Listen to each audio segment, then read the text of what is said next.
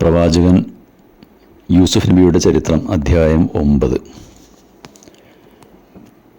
യൂസുഫ് നബിയുടെ വിശ്വസ്തത, സന്മാർഗനിഷ്ഠ, ക്ഷമ, ആത്മനിയന്ത്രണം, തൻ്റെ ഇടം, ദൃഢനിശ്ചത, പ്രതിഭാവിലാസം, കാര്യഗ്രഹണശേഷി, വിവേചനശീലം, വിവേകം തുടങ്ങിയ സ്വഭാവങ്ങളൊക്കെ രാജാവ് നന്നായി മനസ്സിലാക്കി.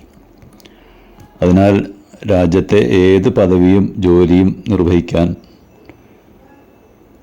അദ്ദേഹം തികച്ചും അർഹനാണ് എന്ന് രാജാവിന് മനസ്സിലായി. രാജാവ് യൂസുഫ് നബിയോട് പറഞ്ഞു,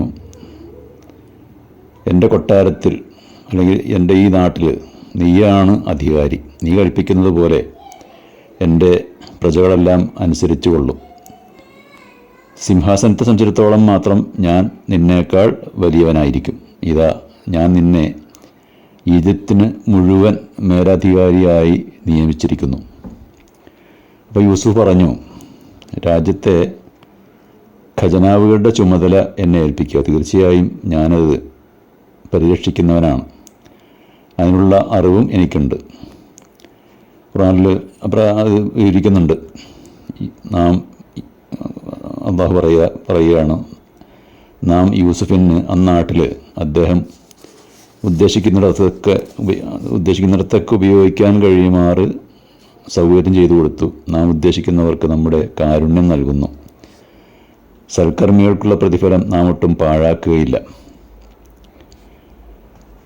രാജാവിൻ്റെ സ്വപ്നത്തിന് നൽകപ്പെട്ട വ്യാഖ്യാനത്തിൽ പറഞ്ഞതുപോലെ സുഭിക്ഷതയുടെ 7 വർഷം അല്ലലും അലട്ടുമില്ലാതെ കടന്നുപോയി.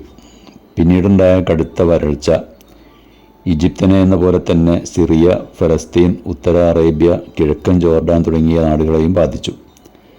തൽഫലമായി മുൻകരുതൽ സ്വീകരിച്ച ഈജിപ്റ്റ് ഒഴിച്ചുള്ള നാടുകളെ കടുത്ത ഭക്ഷ്യക്ഷാമവും പട്ടിണിയും ബാധിച്ചു.